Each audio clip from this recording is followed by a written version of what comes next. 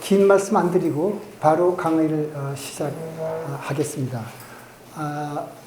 내용상 볼 때 오늘이 아마 이 강의의 첫 번째 강의라고 해도 괜찮습니다. 금강경의 바로 첫 부분이니까요. 법회 인유분, 어떻게 해서 부처님께서 금강경을 설하시게 됐나 하는 그 인연관계를 설명하는 내용입니다. 그래서 먼저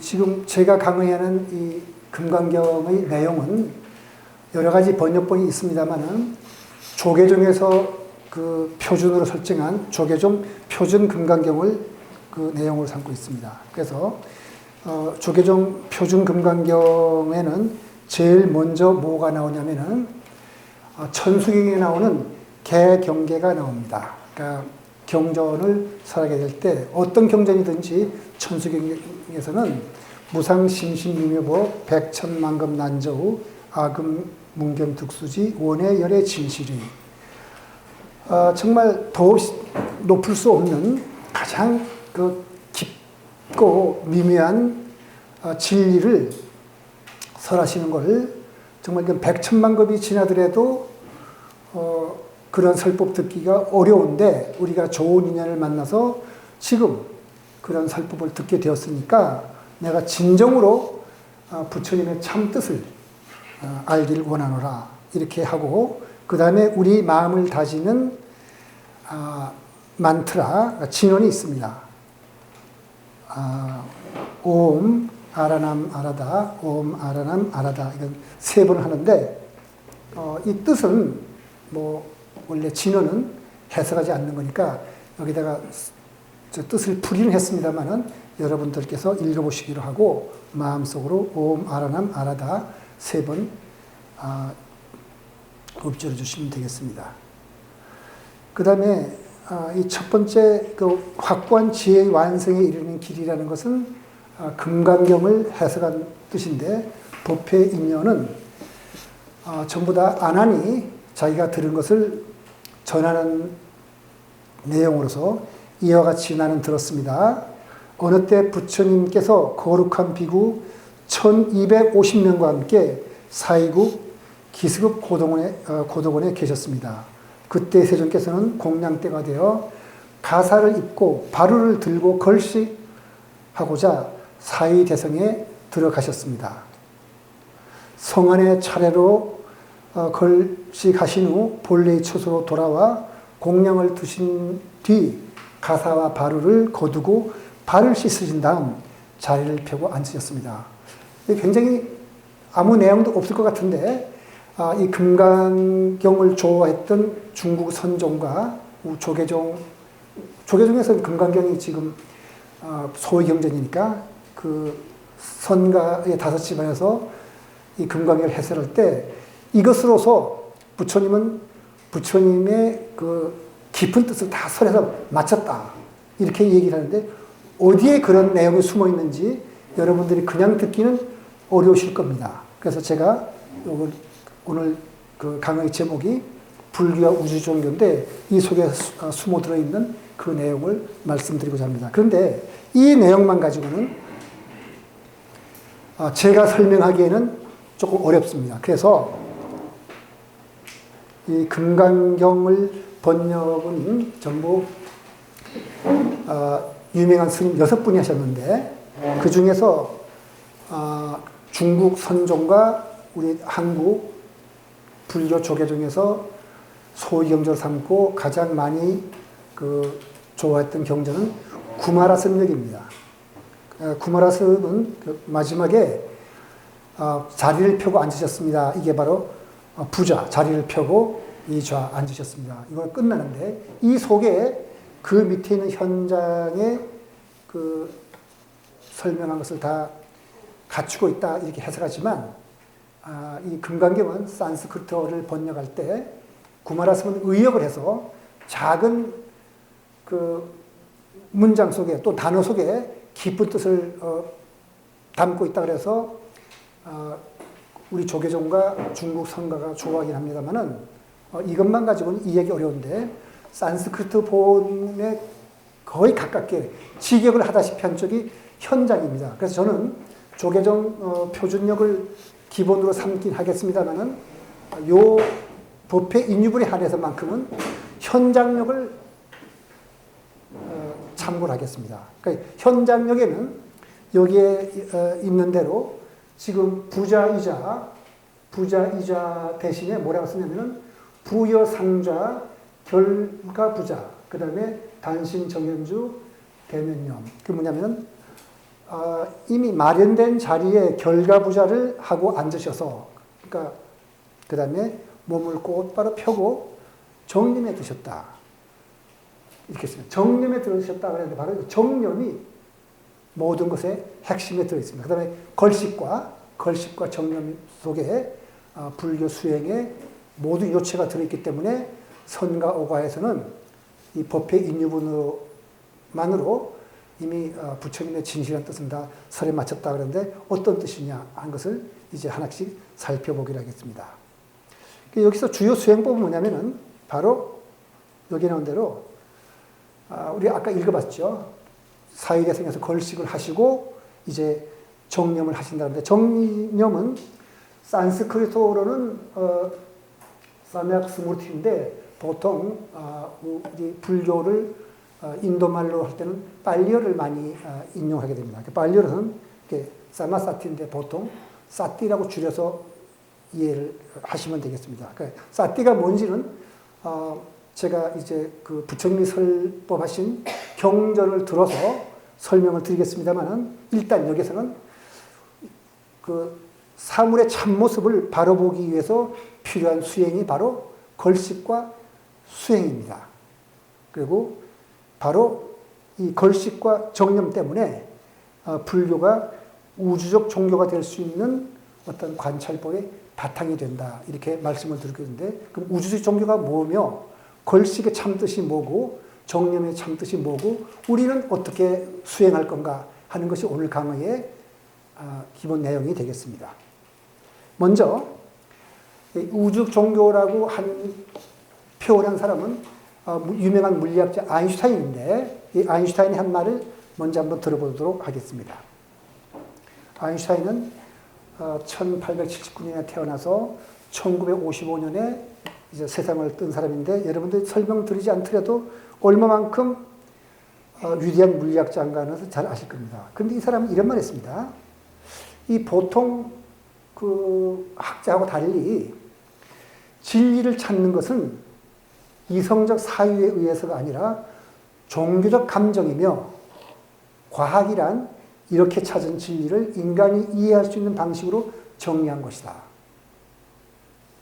언뜻 생각하면 이해가 안 되실지 모르지만 조금 설명하자면 과학은 논리적으로 하나하나 이것이 이러니까 저렇고 저것이 저러니까 그렇다 이렇게 따져가지고는 진리를 찾을 수 없고 그냥 먼저 직관으로 꿰뚫어 봐야 된다 그럽니다. 근데 그 꿰뚫어 보는 그 직관은 어디서 나오냐면 종교적 감정에서 나오고 그 꿰뚫어 본 진리를 이제 인간이 이해할 수 있는 방식으로 하나하나 풀어서 설명하는 거다. 이렇게 아인슈타인은 생각을 했습니다. 그리고 아인슈타인이 유신론자냐 무신론자냐 종교인이냐 아니냐는 것은 책마다 다 다르게 설명하는데 적어도 이 막스 야머라고 하는 그 이스라엘 물리학자가 아인슈타인의 정기와 사상을 여기에 쓴 대로 아인슈타인 앤드 릴리전이라는 이름으로 쓴 책이 있는데 아주 잘된 책으로서 유명한 책입니다. 이 책에 보면은 이렇게 말합니다. 아인슈타인은 미래의 종교는 그 교리가 과학적으로 뒷받침되고 과학자와 예술가에게 영감을 줄 수 있어야 한다. 이렇게 보았습니다. 그리고 그러한 종교를 우주적 종교라 불렀습니다. 커스믹 릴리전. 그러니까 이건 아인슈타인이 처음으로 이런 말을 만들어낸 겁니다. 그리고 이렇게 말했을 때 아인슈타인이 생각했던 진리는 종교적 진리와 과학적 진리는 다를 수가 없다. 이렇게 봤습니다. 보고서 계속해서 같은 책입니다만은 페이지는 물론 다르겠죠. 그래서 그 많은 페이지를 다 인용할 수 없어서 책만 제가 설명드렸는데 우주 종교적 감정이란 영어로 cosmic religious feeling이란 인간이 갖는 그릇된 욕망의 허망함을 깨닫고 정신과 물질 양쪽 측면에서 나타나는 질서의 신비와 장엄을 느끼는 것이다. 그리고 말하기를 이 느낌은 느껴보지 않는 사람은 이해할 수 없는 것이다. 이렇게 말하는데 이 말은 아인슈타인 자신을 느껴봤다는 뜻이겠죠. 느꼈고 그것을 말로 하려니까 설명이 안 된다. 아마 이런 뜻이라고 우리가 이해할 수 있겠습니다. 그리고 덧붙여서 말하기를 참고로 말씀드리자면은 아인슈타인의 종교적 배경은 유대교와 가톨릭교입니다. 뭐라 그러냐면은 구약 시대에 다윗을 비롯한 이스라엘 예언자들은 이 감정을 느끼고 있었고, 다시 말해 우주 종교적 감정을 느끼고 있었고, 특별히 불교는 이 요소를 강하게 갖고 있다. 이렇게 말을 했는데, 바로 오늘 강의의 내용은 이 우주적 종교가 무엇이며, 그게 불교하고 어떻게 연관시킬 수 있는지, 그리고 그래서 우리가 어떻게 살아갈 것인지 하는 것이 설명을 드리고자 합니다. 근데 종교적 진리와 과학적 진리를 비교, 연구하는 사람들도 있고 그걸 해설하는 사람도 있습니다. 저도 지금 종교적 진리를, 과학적 진리를 해설하는 사람인데 이러한 사람들에 대해서는 일반적으로 과학자들은 굉장히 싫어합니다. 일반적으로 관심이 없거나 경멸을 하기도 합니다. 도대체 말도 안 되는 소리를 한다. 그렇지만 모든 사람이 그러는 것이 아니라 현대 물리학의 그 두 개의 기둥이라 할 수 있는 상대성 이론과 양자론이 있는데 그 양자론을 창시했다고 말할 수 있는 보아나 하이젠버그, 그 다음에 슈레딩거 이런 사람들은 종교적 진리에 관심이 많았습니다. 그리고 종교적 감정에 의해 진리를 얻는다는 말을 비웃는다면 그 사람들은 뭘 말하냐면 진리는 이성적 사유에 의해서만 도달할 수 있다는 것인가 우리가 물을 수가 있겠습니다. 그리고 이성적 사유에 얻은 진리만이 진리인가 하고 우리가 다시 한번 이 사람들한테 또 묻고 싶습니다. 그렇게 물을 수 있죠. 그렇다면 만일 이성적 사유에 얻은 진리만이 진리라면은 인간의 이성의 결정체, 정수라고 할 수 있는 것은 바로 수학인데 수학이야말로 완전한가 하는 것을 우리가 물어볼 수 있는데 여기서 여러분들이 오늘 처음 오신 분도 몇 분 계시고 또 지난번에 강의 들어오셨습니다마는 한 달 전이라서 잊은 분도 계실 거기 때문에 다시 한번 제가 상기시켜 드리고 싶은 내용이 아니었습니다. 뉴턴이 어떤 사람이었었죠? 뉴턴은 바로 물리학이라는 학문을 만든 사람입니다. 더군다나 물리학이라는 학문을 만들기 위해서는 미적분이라는 수학이 필요했는데 물리학을 만들려니까 미적분이 필요하니까 미적분이나 수학도 만들고 물리학도 만들고 대단한 사람이죠. 이 사람이 물리학보다 더 많은 연구의 시간을 할애한 것이 지난번에 제가 말씀드리기를 신학과 연금술이라고 그랬죠. 근데 그렇게 뛰어난 사람인데 인품은 어떻다고 그랬습니까? 우리 보통 사람보다 나을 바 없다고 그랬죠. 어떤 면에서 못하기도 했습니다. 그러면 한 가지 물을 수 있는 것은 이성적 사유에 의해서 신학을 연구한다는 말은 이성적 사유에 의해서 진리를 연구했다는 것인데 거기에 인간의 그 마음을 닦는 어떤 수행이 따르지 않았기 때문에 바로 여기서 말씀드린 대로 이성적 사유에 의해서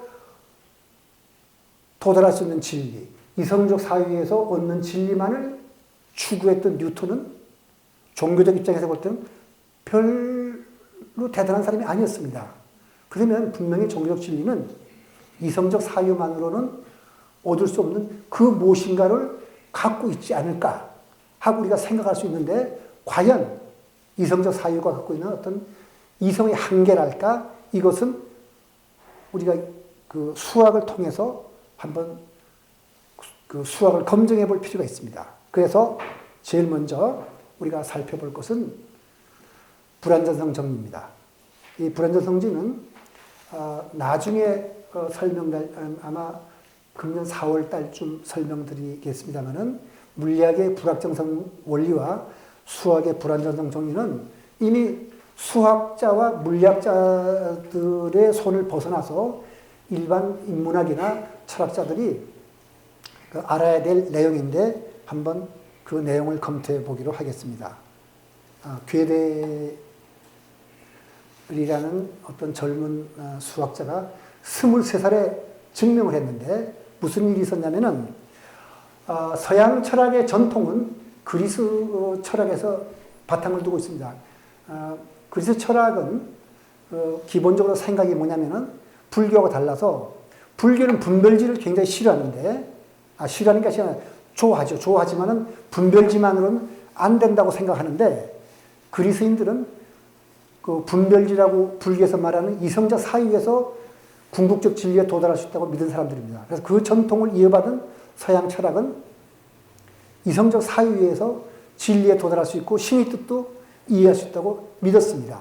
그래가지고 이 사람들이 그러면 그 인간 이성의 결정체가 수학이니까 수학은 완전할 거다. 그 완전한 것을 증명해보자 하는 기운이 힐베르트라고 그러는 아주 뛰어난 수학자를 중심으로서 일어났는데 이 힐베르트라는 그 수학자가 그 세계 수학자 대회에서 이런 걸 제안하자 많은 수학자들이 수학이 완전한 걸 증명하려고 뛰어들었습니다. 뛰어들었는데 23살에 쿠르트 게델이라는 젊은 수학자가 이 사람은 목적은 완전한 걸 증명하려고 했는데 해보니까 불완전하다는 결론이 나왔습니다. 그러니까 정리가 두 개가 있는데 제1정리와 제2정리입니다. 하나는 수학의 공리체계가 완전하다면 공리체계란 것은 명제를 도출하기 전에 미리 수학은 뭐를 가정합니다.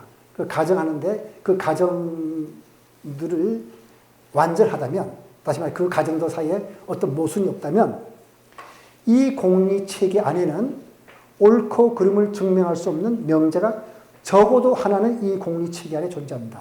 다시 말해서 어떤 틀을 만들어서 이 틀 속에서 그 공리라고 부르는 그 틀로 이루어진 수학체계 안에서는 옳고 그름을 판별할 수 없는 어떤 명제가 하나 존재하니까 다시 말해서 수학적 그 방법으로는 알아낼 수 없는 진리가 반드시 하나는 있다. 적어도 하나는 있다 이런 뜻입니다. 그러면 완전하다는 걸 증명하려면 어떻게 되느냐?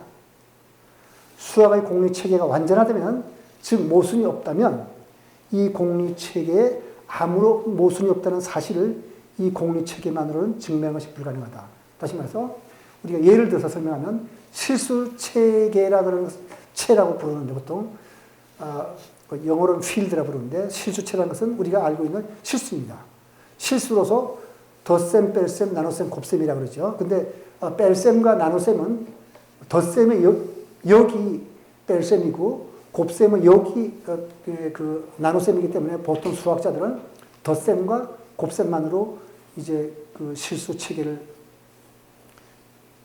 에 대해서 여러 가지 명제를 도출하는데 그것이 옳다면 그 옳다는 사실을 실수 체계를 만든 공리 갖고는 증명할 길이 없어요. 그러면 실수가 체가 옳다는 걸 증명하려면 그거보다 더 큰 복소수체라는 것을 만들어서 복소수체로서 증명하면 실수체에서 얻어진 여러 가지 명제들이 옳다는 걸 증명할 수 있습니다. 그런데 그러려면 복소수체가 옳다는 걸 또 증명해야 되죠. 그러면 그거보다 더 큰 체계가 필요하니까 끝없이 그 수학이 완전하다는 것을 증명할 길은 없다는 것이 되겠습니다. 자, 여기에서 우리가 인간 이성에는 어떤 한계가 있다.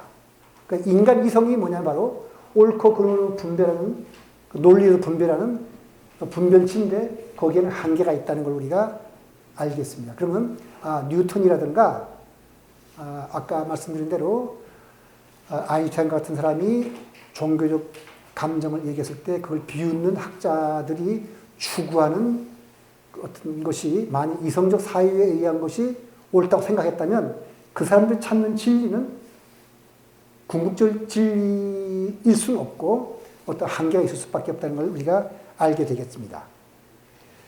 그러면 진리를 판별할 수 없다는 것이 무슨 뜻인지 아주 간단한 예를 하나 들어서 설명하겠습니다. 이건 여러 가지 수학적인 그 예도 있습니다만 우리가 이해하기 쉬운 건 뭐냐면은 만일 거짓말쟁이는 거짓말만 하고 정직한 사람은 정직한 말을 한다고 가정을 합시다. 그게 바로 일종의 공리가 되겠죠. 그렇다면은 크레타 사람 에피메니데스가 말하기를 모든 크레타인은 거짓말쟁이라고 말을 했다고 우리가 가정합시다. 그러면 이 말로서는 이 에피메니데스가 한 말이 정말인지 거짓말인지 알아낼 길이 없습니다. 왜냐하면 이 말이 정말이다고 가정했다 칩시다. 그러면 크레타인은 거짓말쟁이라는 말이 사실이라면 크레타인인 에피메니데스가 한 말은 거짓말해야 될 거 아니에요. 그러면 이 말이 맞다는 말 자체를 뒤집는 결론이 나왔죠. 그럼 이번에 틀렸다고 한다면 마찬가지로 이 말에 사실이라는 말이 나오게 되죠. 따라서 이 명제는 어떻게 하더라도 옳고 그름을 판별할 수 없습니다. 다시 분별지로서는 해결할 수 없습니다. 그런데 이런 것이 왜 나오느냐 하면은 자기 언급이 있을 때 나옵니다. 자기 언급이란 말은 여러분들은 지금 논리나 수학을 전공하지 않았으면 모르겠을 것 같아서 제가 설명을 이제 자세하게 드리겠습니다. 수학은 공리와 그 논리를 바탕으로 하는데 논리의 법칙은 반드시 객관적인 대상에 대해서만 성립하는 것입니다. 만약 제가 논리적으로 무언가를 설명을 하려고 그럴 때는 나 자신에 대해서는 언급하면 안 돼요. 반드시 객관적인 거. 다시 말해서 여기 썼습니다만 사물을 기술하는 주체가 그 기술을 자기 자신에 적용하면은 즉 자기 언급이 있으면 이때는 주체를 A라고 그러고 주체가 아닌 것을 A 바라고 부르는데 주체가 객체도 되기 때문에 문제가 생겨납니다. 왜 문제가 생기냐면은 주체와 객체가 분리되지 않으면 다시 말해 주체는 이 객체 A 바란 말은 A가 아닌 것이라는 뜻입니다. 그러니까 A가 A 아닌 것이 되니까 그 자체로 모순이 되어버리죠.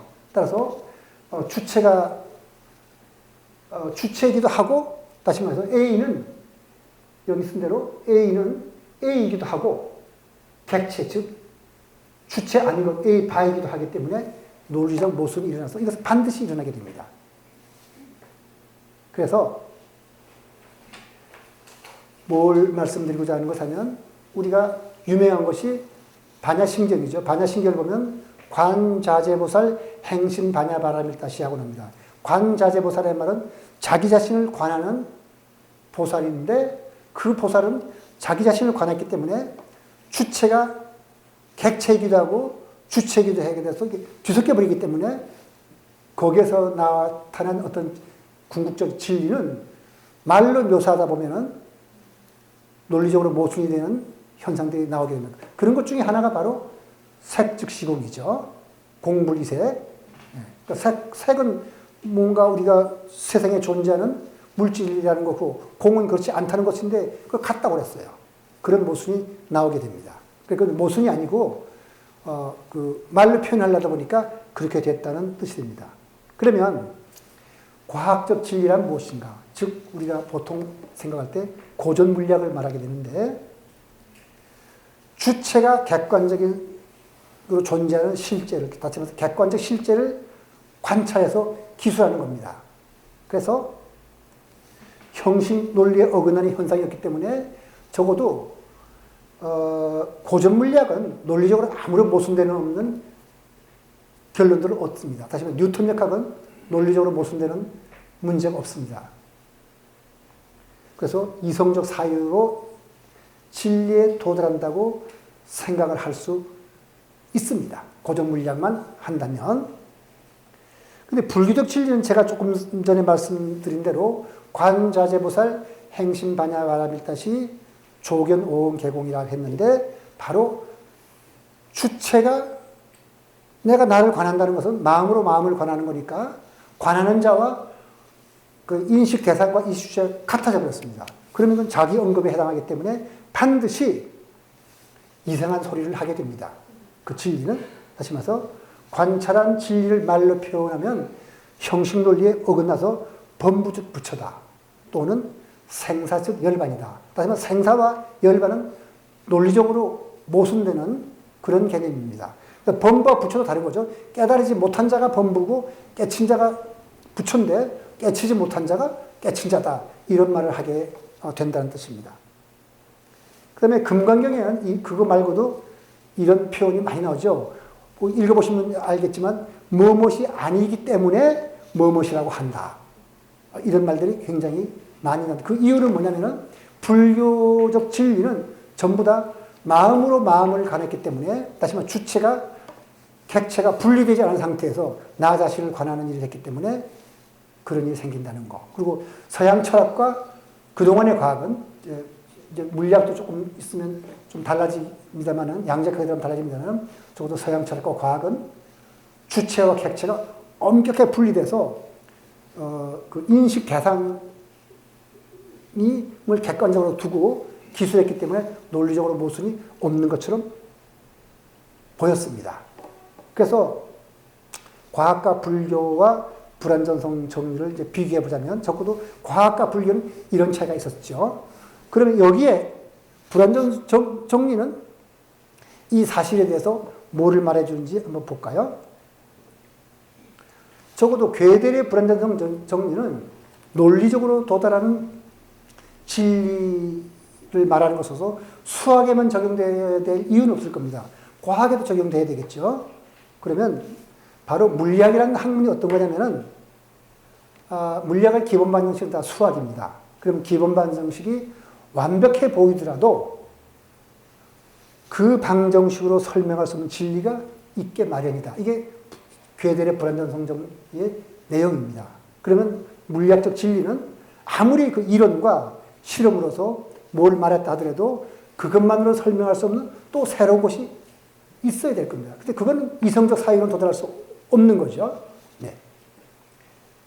그 다음에 인지과학. 인지과학은 아직 제가 여러분들의 강의 시작도 안 했고 한참 있다가 하게 됐습니다만 마음을 연구하는 과학인데 인지과학에서는 마음을 어떤 틀로 봅니다. 마음은 이러이러한 것이다 하고 정의를 보는데 그 틀이 바로 수화의 공리에 해당해야 되는데 그 어떤 이론적 틀로 보게 되면은 바로 그 이론적 틀만으로서는 설명할 수 없는 또 마음의 성질과 기능이 있게 말합니다. 다시 말해서 이 과학은 어떤 식으로 틀을 만들다 하더라도 그 틀만으로 설명할 수 없는 어떤 새로운 성질이 있게 마련할 것입니다.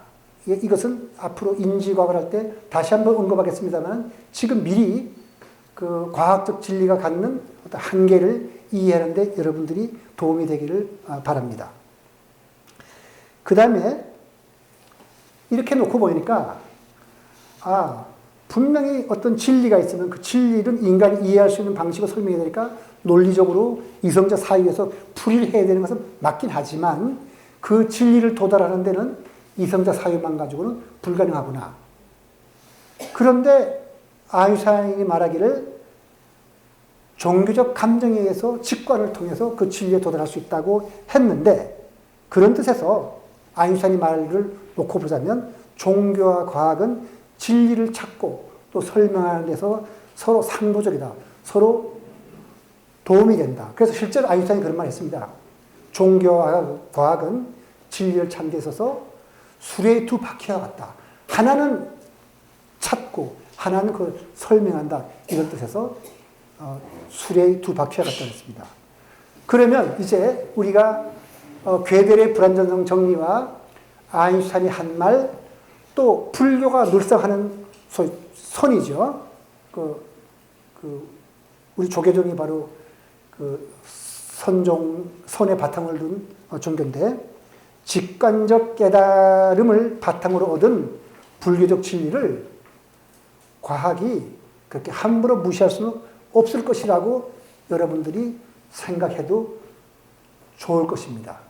적어도 제가 말씀드린 것이 어떤 논리적으로 무리는 없을 거라고 생각하는데 왜냐하면 제가 지금 여기 말씀드린 것은 전부 다 어떤 그 근거를 아까 책도 소개하고 했으니까 찾아보시면 그런 걸 종교파에서 볼 때 적어도 직관적 깨달음을 바탕으로 하는 불교적 진리를 그 진리가 잘못 깨달아서 틀렸을 수는 있지만은 어쨌든 그냥 이성적 사유가 아니고 직관으로 깨달았다고 다시 말해서 조용히 앉아서 마음을 관하다 보니까 뭘 얻었는데 그 얻은 진리는 과학적인 방법으로 얻은 것이 아니니까 과학자가 무시해야겠다. 그렇게는 말할 수 없을 겁니다. 그 정도까지만 이해하시고 다음으로 한번 넘어가 봅시다. 이제 그러면 이 강의의 제목이 불교와 우주 종교였으니까 한번 우주 종교와 불교를 한번 비교해서 과연 불교가 우주적 종교가 될 수 있는지 또 그럴 만한 어떤 바탕이 있는지를 한번 설명해 보죠. 먼저 아인슈타인이 말한 바에 의하면은 과학, 종교적 진리가 그 교리가 과학적으로 뒷받침된다고 하는데 적어도 불교 교리의 핵심은 연기법입니다. 그러니까 연기법은 불교에 어떻게 말하면 모든 것이라고 말해도 괜찮습니다. 연기법에 어긋나면 아무리 그건 진리 같은 말이 하더라도 적어도 불교는 아닙니다.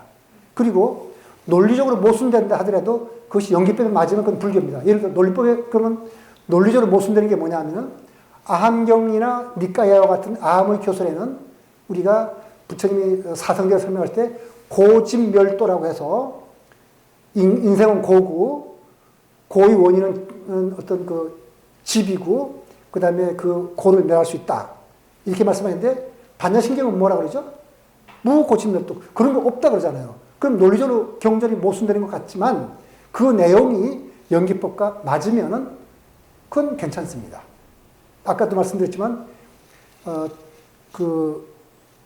자기 언급이 있으면 그런 모순이 생기는 거예요. 오히려 모순이 안 생기면 그게 오히려 제대로 된 궁극적인 진리가 아니라고도 말할 수 있을 만큼 그럼 연기법은 뭐냐? 왜 이것이 그렇게 과학의 교리와 조화를 이루냐 하면은 제가 여러 가지로 말씀드렸기 때문에 다는 말씀드렸고요. 연기법은 현대 과학의 핵심이라고 할 수 있는 것은 물리학으로서는 상대성 이론, 양자론, 그 다음에 새로 80년대 이후 90년대부터 활발하게 연구되는 복잡계 이론, 그 다음에 옛날부터 그 연구되어 온 진화론 같은 것이 중요한 과학 이론일 텐데 이건 전부 다 연기법에서 벗어나지 않습니다. 그래서 같은 말이긴 하지만은 여기에 그 제 설명에 완벽성을 기하기 위해서 가장 쉬운 예로서 상대성 이론과 진화론을 바탕을 두고 설명하자면 이런 겁니다. 상대성 이론은 뭐냐면은 일반 상대성 이론을 말씀드리는데 물체가 운동하는 것은 누가 잡아당기기 때문에 운동하는 것이 아니라 공간의 모양이 구부러졌기 때문에 구부러진 길을 따라 운동한다고 봅니다. 그러니까 공간의 모양이 생긴 거죠. 공간의 모양은 누가 결정하느냐? 그러니까 물체의 운동을 결정하는 것은 공간의 모양인데 그럼 공간의 모양은 누가 결정하느냐? 그거는 바로 물질의 분포가 공간의 모양을 결정하니까 공간의 모양과 물질의 분포 및 운동은 서로가 서로를 결정하는 겁니다. 누가 먼저가 아니죠. 그게 연기법이죠. 그 다음에 진화론도 마찬가지입니다. 우리가 활동하고 있는 유기체와 그 환경은 서로가 서로를 만들어 갑니다. 그렇기 때문에 이 진화론도 연기법이 기본 바탕이 되니까 우선 과학과 불교의 교리는 조화를 이룬다고 말할 수가 있네요. 그 다음에 과학자와 예술가에게 주는 영감은 뭐가 있을까? 한번 설명을 드리면은 물리학자들이 이제 다음 시간 강의를 하겠습니다만 사물의 이중성을 발견해 입자 파동 이중성을 발견했는데 다시 말해서 하나의 사물이 논리적으로 양립할 수 없는 두 가지 성질을 가질 때를 이중성이라고 부르는데 그 이중성을 발견했을 때 물리학자들은 굉장히 당황해가지고 논쟁이 심했었는데 만약 이 사람들이 불교를 알았더라면 번부 즉 부처라든가 번뇌 즉 보리와 같은 개념을 알았더라면 입자 즉 파동이다 하는 것을 쉽게 받아들였을 겁니다. 그 다음에 아직도 물리학자들이 논란을 갖고 온 것 중에서 물질과 정신의 관계가 아직도 물리학자들 사이에 논란이 벌어졌는데 여기에 대해서도 어떻게 해석할 수 있는지 양자적 해석에 도움을 줄 수가 있을 겁니다. 그 다음에 아레아식은 여러분들이 그 불교를 안 하신 분들은 잘 모르겠습니다만 불교를 하신 분들은 잘 알 텐데 바로 인간이 가지고 있는 깊은 무의식을 말합니다. 현대 물리학적 용어로 말하자면 근데 만일 현대 심리학의 무의식이라든가 인지과학의 마음 개념을 아는 사람들이 일찌감치 옛날부터 아리아식의 개념을 알았더라면 서양 철학에서 무의식의 개념이 일찌감치 도입을 했을 겁니다. 그런데 이것은 1920년대 프로이드가 그때 도입하게 되는데 만약 알았더라면 일찍 하게 되겠죠. 그리고 지금도 마찬가지입니다. 현대 인지과학에서 마음 개념을 정하는데 이 아리아식은 큰 영감을 불러넣을 수 있습니다. 그리고 대표적으로 하나 말씀드리자면은 1993년 이후에 처음으로 미국에서 그 명상을 과학적으로 연구하는 학자한테 논문을 그러니까 그 연구비를 주기 시작했고 2009년 기준으로 하면은 미국의 심리학과 그 정신의학 계통의 학술 연구 논문은 40%가 명상과 관계가 있었는데 이렇게 새로운 문을 연 사람이 누구냐면 허버트 벤슨이라 부르는 그 하버드대학교 의과대학 교수입니다. 이 사람은 바로 불교의 명상에서부터 뇌과학과 신경과학의 연구 방향을 열어서 영감을 받은 건 거죠. 다시 말해서 그 불교의 교리나 수행법은 이와 같이 과학자들한테 영감을 줍니다. 그래서 지금도 처음에는 물리학자들, 그 다음에 지금은 신경과학자들이 다라이라마를 찾아가서 대화를 많이 합니다. 그 책도 나와 있는 것이 있는데 흥미있는 분들은 읽어보셔도 좋을 거라고 생각합니다. 그래서 적어도 불교는 그 교리가 여기에 쓴 대로 적어도 상대성 이론, 양자론, 복잡계 이론, 진화론과 같은 그 과학과 그 서로 조화를 뿐만 아니라 학자들한테 영감을 줄 수 있습니다. 그렇다면 우주적 종교라고 불러서 크게 나쁠 것은 아니겠네요. 그 다음에 한 가지, 아인슈타인이 말했을 때 우주 종교적 감정이라는 것은 인간이 갖는 그릇된 욕망의 허망함을 깨닫고 정신과 물질 양쪽 측면에서 나타나는 질서의 신비와 장엄을 느끼고 있어. 이건 바로 아인슈타인이 말을 했지만은 불교가 말하는 것이 이 말이죠. 그러면 아인슈타인이 말한 우주 종교적 감정과 불교는 상당히 근접하다. 그러면 불교는 우주적 종교의 강력한 후배라고 할 수 있을 것인가? 있을 것이다 하고 긍정문을 쓴 다음에 물음표를 붙였습니다만 한번 생각해 보시길 바랍니다. 그 다음에 유의 나이란 여러 가지 사항들이 제가 불자인 우리들에게는 무슨 도움이 될 건지 이것을 앞으로 우리가 생각을 해봐야겠죠. 그러면 불교가 일반 제가 불자들의 실생활에 도움이 되는 가르침이 뭔가. 적어도 우리가 부처님이 아무리 높은 진리를 말씀하셨지만은 우리가 살아가는데 그게 도움이 안 된다면 그 공부 해봐야 소용없겠죠. 그러니까 적어도 우리가 이 법의 인유분에서 얻을 수 있는 것이 뭔가 한번 찾아보는데 먼저 지난 시간에 제가 말씀드렸던 빅터 프랭클의 경험을 한번 다시 기억해 주시길 바랍니다.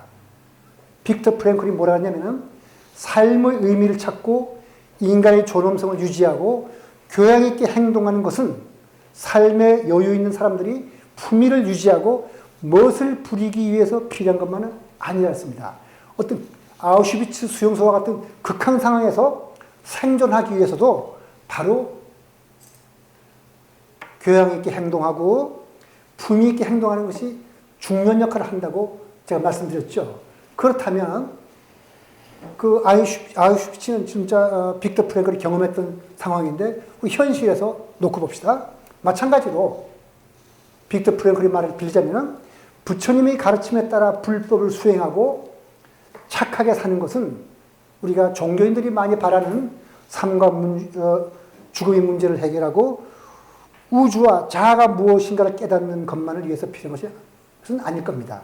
바로 현재 우리가 알고 있는 이 세상에서 행복하고 보람 있는 삶을 살기 위해서 필요한 것인데 제일 먼저 할 일이 뭐죠? 여기에 다시 한번 보면은 인간이 갖는 그릇된 욕망의 허망함을 깨닫고 그것을 어떻게 깨닫냐면 부처님의 가르침을 통해서 우리가 깨닫고 정신과 물질 양쪽 측면에서 나타난 질서의 신비와 장엄을 느끼는 것이다. 뭐 도박에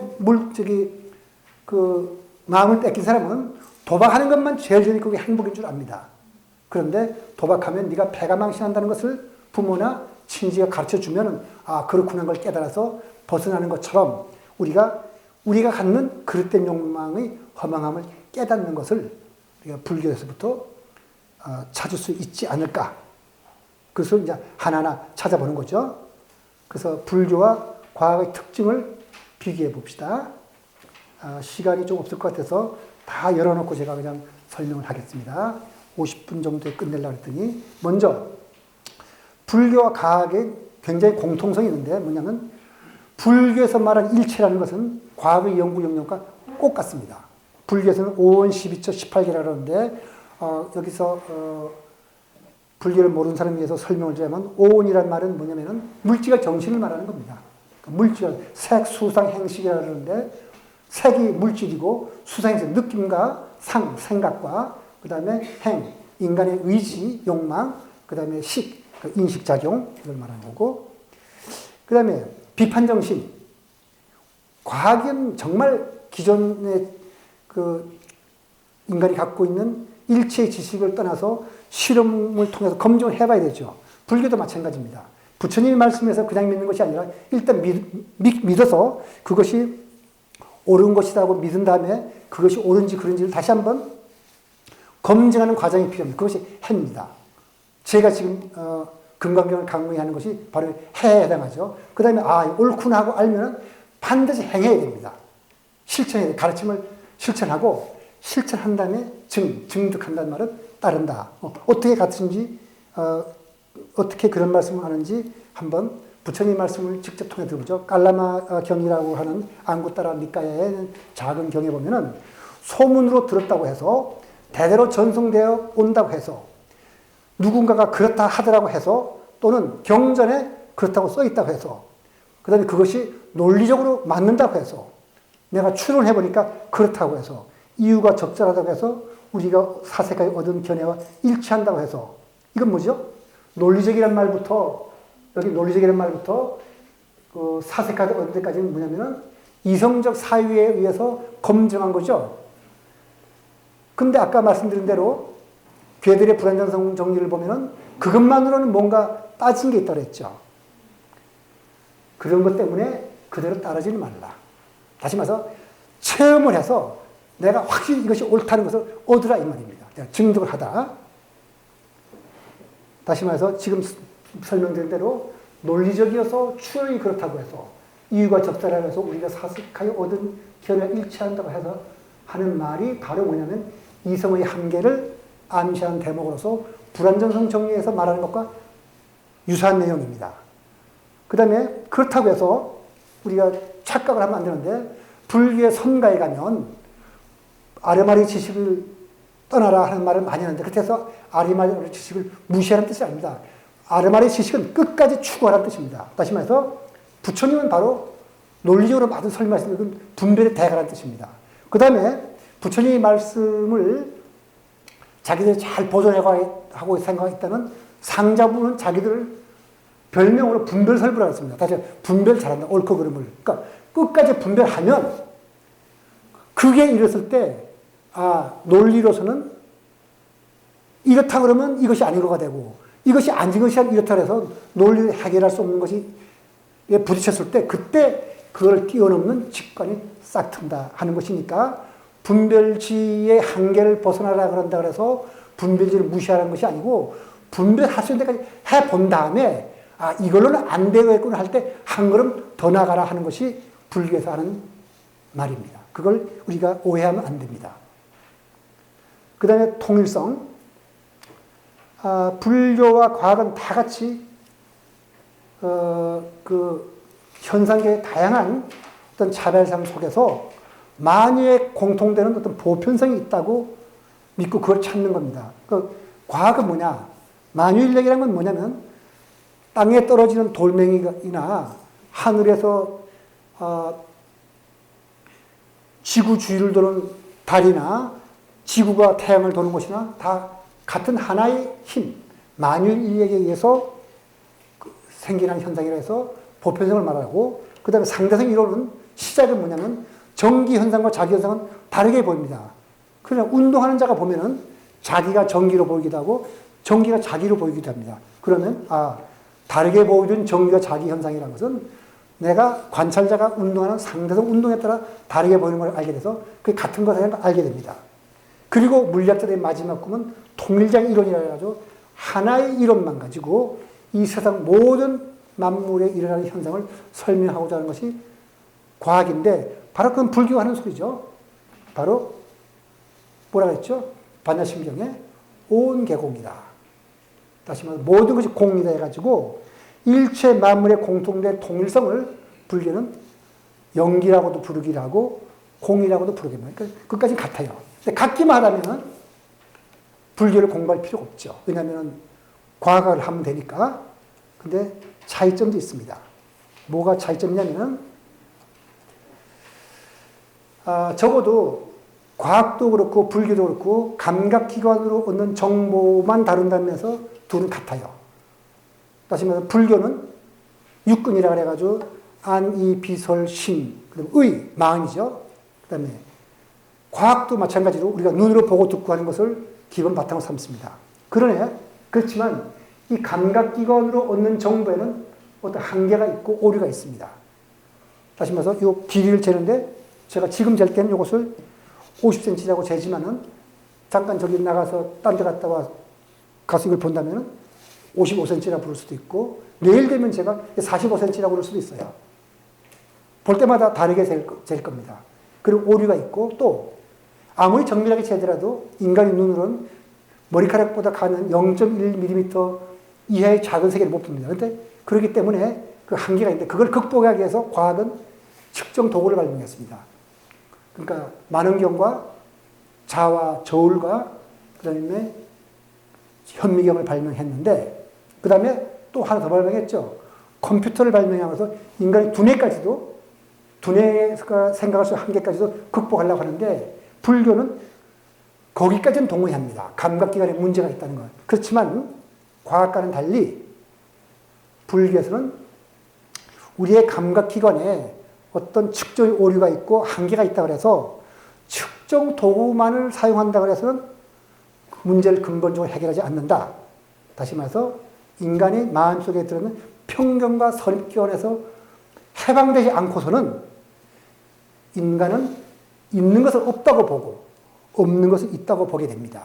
근데 어떤 것을 있는데 없다고 보는지 또 없는 것을 있다고 보는지는 오늘 강의에서는 말씀 못 드리겠고, 앞으로 제가 강의하면서 어떻게 인간이 있는 것을 없다고 보는지 또 없는 것을 있다고 보는지는 제가 말씀드릴 수 있습니다. 그래서 이것은 그냥 지금은 받아들여 주시길 바랍니다.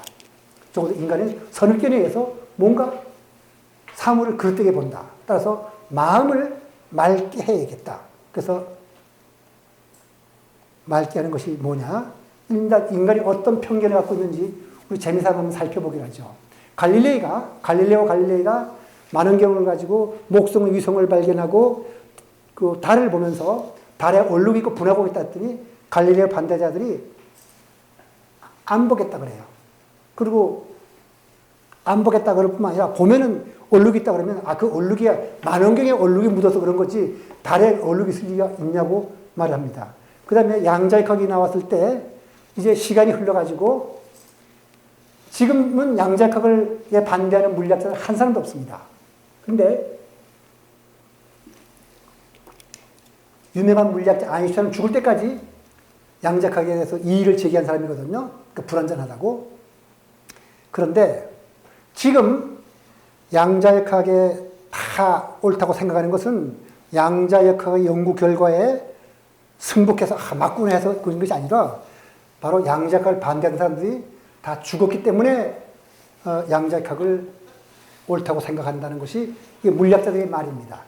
실제로 아마 우리가 세상 살아보면 여러분들 경험 속에서 그렇다는 것을 알 수 있습니다. 바로 이것은 웃을 일이 아니라 나 자신이 이렇게 해가지고 사물을 잘못 보고 옳은 걸 그러다고 보고 그래서 세대 간의 갈등이 일어나고 부모와 자식 간의 갈등이 일어나고 나라에서는 젊은이와 늙은이와 진보와 보수가 서로 갈등을 일으키는 것은 바로 이런 걸 겁니다. 그래서 불교적 관점에서는 감각기관이 갖는 문제점은 감각기관 자체의 문제라기보다는 우리의 산란된 마음이나 선입견에서 비롯된 것이다. 그래서 오늘 첫 번째 시간은 여기서 마치시고 10분 쉬었다가 이제 그러면 구체적으로 우주적 종교라고 했으니까 우리가 어떻게 수행하고 어떻게 마음을 다스릴 것인가 해서 쉬었다가 계속하겠습니다.